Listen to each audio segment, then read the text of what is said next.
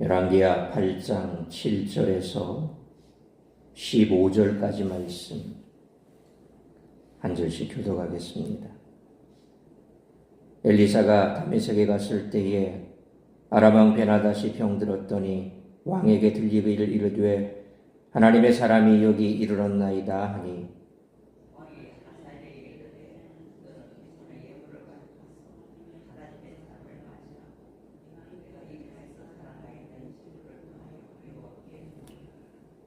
하사엘이 그를 맞이하러 갈새 다메섹의 모든 좋은 물품으로 예물을 삼아 가지고 낙타 40마리에 싣고 나아가서 그의 앞에 서서 이르되 당신의 아들 아람 왕 베나닷이 나를 당신에게 보내 이르되 나의 이 병이 낫겠나이까 하더이다 하니 엘리사가 이르되 너는 가서 그에게 말하기를 왕이 반드시 나으리라 하라.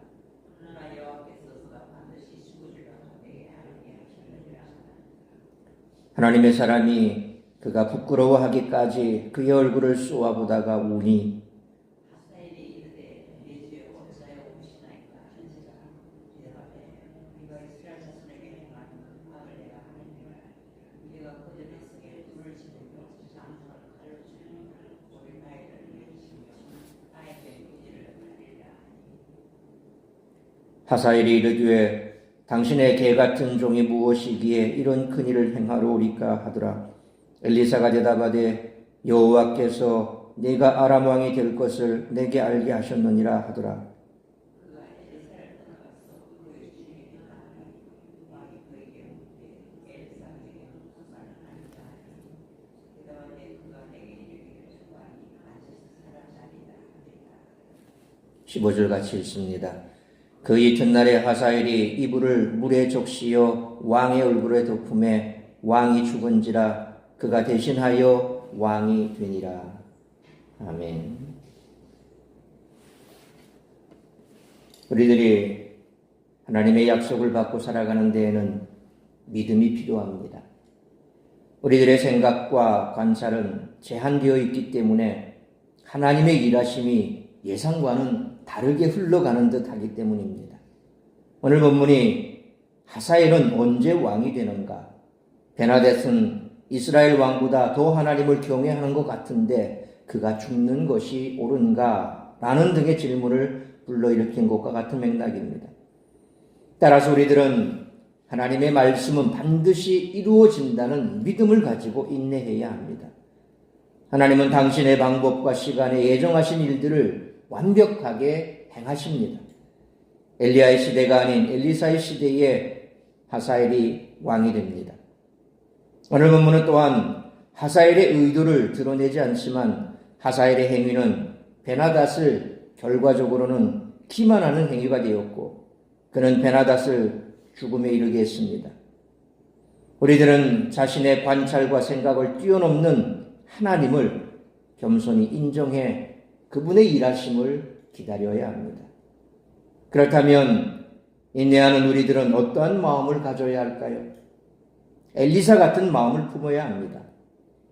앞서 언급한 바와 같이 그 자신도 하사엘과 관련한 예언을 최초로 받은 사람이 아니었습니다.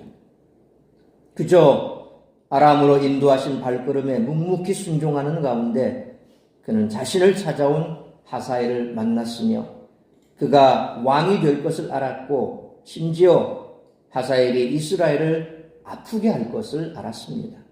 그러나 그는 하나님의 계획에 저항하지 않습니다. 오히려 엘리사는 눈물을 머금습니다. 예레미야와 같은 눈물의 선지자 엘리사를 우리들이 만나는 순간입니다. 엘리사는 스스로 하나님의 말씀이 그분의 시간과 방법으로 이루어진다는 것을 경험한 증인이었습니다. 따라서 그는 저항하지 않고 눈물로 하나님의 계획을 바라봅니다. 그러므로 우리들 또한 엘리사와 같이 하나님의 뜻만이 이루어지기를 기도하고 순종하며 나아가야 할 줄 믿습니다. 열왕기 저자는 엘리사와 아람 왕 베나닷 사이에 벌어진 에피소드를 삽입하여 세상 권세의 흥망성쇠, 인생에 죽고 사는 것이 모두 주 여호와의 손에 달려 있음을 강조합니다. 순종으로 하나님의 사역을 이을 것이냐 아니면 불신앙으로 끝낼 것이냐, 이제 우리의 선택이 남아있을 뿐입니다. 따라서 이와 같은 오늘 본문의 말씀을 통해 우리들이 깨달아야 할 것은 첫째로 7절로 13절 말씀처럼 성도는 사명자의 삶을 살아야 한다는 것입니다. 사마리아 성을 둘러싸고 그토록 이스라엘을 괴롭히던 아람 왕 베나닷이 7절 말씀처럼 병이 들었습니다. 마침 엘리사가 다메섹에 갔는데 그가 왔다는 소문이 베나닷의 귀에 들립니다. 8절 말씀처럼 이방 왕 베나닷은 엘리사를 하나님의 사람이라 부르며 예물까지 하사엘의 손에 들려 극진한 태도로 맞이합니다. 물론 이 예물은 뇌물에 가까운 것으로 자신이 병에서 어떻게 나을 수 있을지 여호와께 묻기 위함이었습니다. 재미있는 것은 1장 2절 말씀처럼 정작 북이스라엘의 왕이었던 아하시야는 다락난간에서 떨어져 다쳤을 때 사자를 보내어 비슷한 질문을 에그론의 바알세붑에게 물었다는 것입니다. 베나닷의 상황을 잘 알고 있는 사신 하사엘은 9절 말씀처럼 당신의 아들 아람 왕 베나닷이 자신을 엘리사에게 보냈다며 엘리사를 한 번 더 축혀 세웁니다. 엘리사는 스승 엘리야처럼 선물에는 관심이 없고 10절 말씀처럼 애매한 답변을 남깁니다. 왕이 반드시 나을 것이나 그가 반드시 죽을 것이라는 것입니다.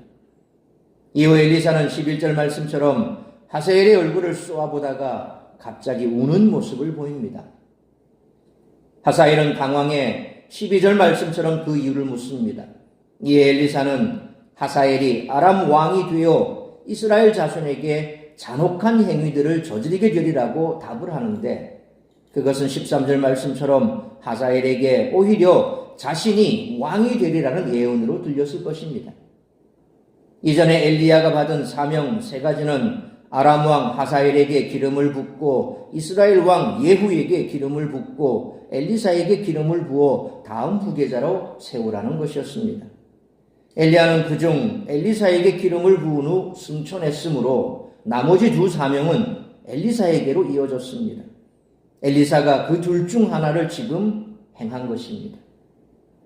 그러므로 세상 역사를 이루어 가시는 하나님으로부터 받은 사명을 끝까지 기억하고 수행하는 엘리야와 엘리사의 모습처럼 지금 우리가 이 시대를 통과하며 가져야 할 사명자로서 내게 주어진 사명 잘 감당하며 살아가는 우리 모두가 되시기를 축원합니다. 두 번째로 14절로 15절 말씀처럼 성도는 하나님의 주권을 인정하며 살아야 한다는 것입니다. 엘리야의 말은 하사엘의 마음속 폭탄 버튼을 누른 듯 작동했습니다. 14절로 15절 말씀처럼 하사엘은 돌아서 엘리사의 말을 왕에게 전한 후 바로 이튿날 이불을 물에 적셔 왕의 얼굴에 덮어 그를 죽이고 대신 왕이 올랐습니다.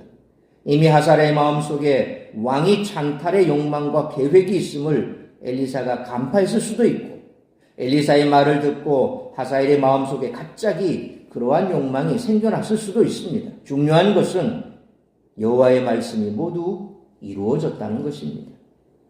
살고자 했던 베나닷은 그가 이스라엘에게 저지른 악행대로 보응을 받아 죽었고 엘리야에게 주셨던 사명대로 하사엘은 아람의 왕이 되었습니다. 누구도 예측하지 못한 일이 누구도 예측하지 못한 방법으로 이루어졌지만 결국 모든 것이 하나님이 말씀하신 대로 이루어진 것을 바라보며 우리는 세상의 역사를 운행하시는 하나님의 주권을 다시 한번 발견하게 됩니다. 지금 오늘 이 시대에도 우리 주변을 둘러싸고 있는 많은 역사적인 일들이 벌어지고 있습니다. 가까이는 이 나라 속에서, 멀리는 중동과 또 러시아와 우크라이나 이와 같은 관계 속에서 왜 이런 일들이 벌어지는가?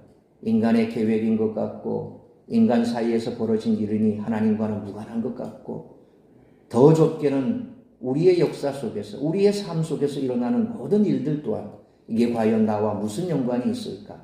전혀 나와는 상관이 없는 것 같은데 벌어지는 이런 세상의 소용돌이 속에서 내가 당하는 고통을 보면 참 아이러니하기도 하고 이해가 잘 되지 않지요. 그러나 중요한 것은 우리는 믿음의 눈으로 바라보아야 한다는 것입니다. 모든 일들은 거저 우연히 벌어진 일은 없습니다. 역사의 주관자는 인간이 아니라 하나님이십니다. 아무리 사람이 계획하고 사람들이 벌이는 일 같지만 그 뒷면에는 하나님의 허락하심이 있고 하나님의 계획하심이 있다는 것입니다. 그런 역사적인 눈을 우리가 믿음의 눈으로 가지고 있을 때 이런 역사관 역시도 기독교적인 역사관을 가지고 있어야 우리의 믿음은 흔들리지 않는다는 것입니다. 그러므로 세상의 역사의 주인도 개인의 역사의 주인도 하나님이심을 기억하고 항상 하나님의 주권을 인정하며 살아가는 우리 모두가 되시기를 축원합니다. 사랑하는 성도 여러분, 예레미야 17장 9절 말씀처럼 만물보다 거짓되고 심히 부패한 것이 인간의 마음입니다. 그 마음은 권력과 생존에 관련될 때가 여실히 드러납니다. 그러나 세상 모든 권력과 흥망성쇠는 죽게 달려 있습니다. 부패한 마음을 내려놓고 순종과 진실의 태도로 주권자이신 하나님을 의뢰할 때 진정한 승리와 영광이 임하게 될 줄 믿습니다. 그러므로 지금 우리가 이 시대를 통과하며 가져야 할 사명자로서 내게 주어진 사명 잘 감당하며 살아가야 할 뿐만 아니라 세상 역사의 주인도 개인 역사의 주인도 하나님이심을 기억하고 항상 하나님의 주권을 인정하며 살아가는 우리 모두가 되시기를 주님의 이름으로 축원합니다. 기도하겠습니다. 걸어가신 아버지 하나님, 은혜와 사랑을 감사합니다. 오늘도 새벽을 깨워 말씀으로 예배로 하루를 시작하게 하시니 감사합니다. 오늘 우리에게 주신 말씀 우리가 가슴에 새기며 이 땅 가운데 우리의 생명의 호흡이 있는 한 우리가 가져야 할 첫 번째 사명의식입니다. 바로 하나님께서 내게 주신 그 사명, 내가 주님 앞에 서는 그날까지 잘 감당하기로 결단하며 날마다 주님께서 내게 말씀하시는 바 그 뜻을 이루기 위해 달려가는 삶이 바로 바울의 고백처럼 표대를 향하여 달려가는 우리의 인생의 과제인 것입니다. 그러므로 어떠한 환경, 어떠한 상황 속에서도 내게 주신 사명을 잘 감당하며 나아가는 우리의 삶이 될 수 있기를 원합니다. 뿐만 아니라 우리가 그 사명을 감당함에 있어서 분명한 것은 하나님의 절대 주권입니다.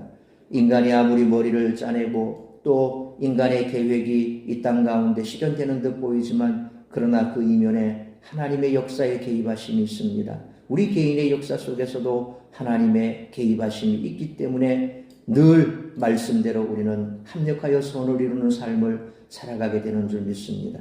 그러므로 어떠한 환경, 어떠한 상황 속에서도 하나님의 뜻만이 이루어지기를 기도하며 간구하며 그 뜻에 순종하며 나아가는 우리 모두가 되게 하여 주옵소서.